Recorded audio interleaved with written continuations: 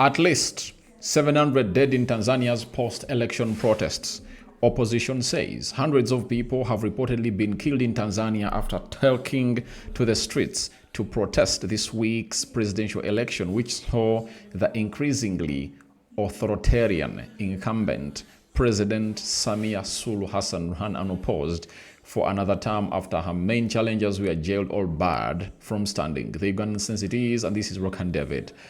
Some 700 people have been killed in 3 days of election protests in Tanzania. The main opposition party said Friday, with the protesters still on the streets in the midst of an internet blackout. And the spokesperson of the Chadema party said, as we speak, the figure for deaths in Dar es Salaam is around 350, and for Mwanza it is 200 plus. Added to figures from other places around the country, the overall figure is around 700. That is John Kitoka. The death toll could be much higher, saying killings could be happening during the nighttime curfew. President Samia Suluhu Hassan, whose government is accused of a campaign of repression, had sought to cement her position and silence critics in her party in the virtually uncontested polls, with the main challengers either jailed or barred from standing. Wednesday's election descended into chaos as huge crowds took to the streets of Dar es Salaam and other cities, tearing down her posters and attacking police and polling stations, leading to an internet shutdown and curfew. With foreign journalists largely banned from covering the election and communications block entering its third day, information from the ground has been scarce. Chadema, which was barred from the election, said protesters were marching on the city center in Dar es Salaam on Friday, met by a heavy police and army presence. A security source told AFP they were hearing reports of more than 500 dead, maybe 700 to 800 in the country, while Amnesty said it had received information of at least 100. Multiple hospitals and health clinics were too afraid to talk directly to reporters.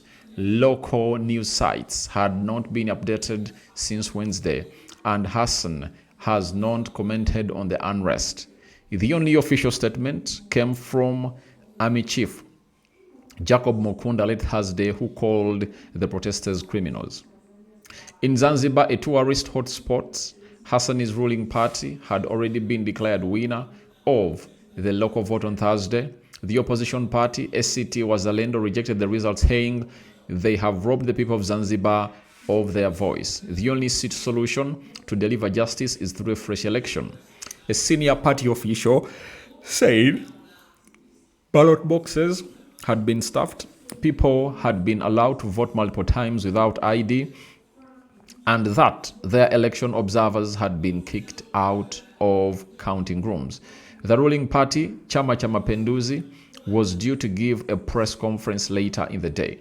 At a meeting place for opposition supporters of Zanzibar, there was dismay and fear. There has never been a credible election since 1995, said a 70-year-old man, referring to Tanzania's first multiple-party vote. None of those interviewed gave their names. We are afraid of speaking because they might come to our homes and pick us up.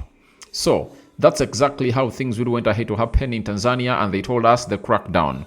Hassan has faced opposition from parts of the army and allies of her iron-fisted predecessor John Magufuli since she took over upon his death in 2021, analysts say. They said she wanted an emphatic victory to cement her position, and the authorities banned the main opposition party, Chadema, and put its leader on trial for treason. In the run-up to the vote, rights groups condemned a wave of terror in the East African nation, including a string of high-profile abductions that escalated in the final days. Much public anger has been directed at Hassani's sons Abdul Halim Hadfil, accused of overseeing the crackdown.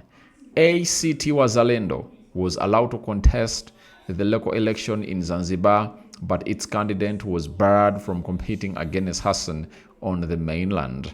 That's what we've gone ahead to get in through from France 24, and it's an international source. So 700 people have been feared dead in Tanzania. Your reactions are welcome in the comment section below.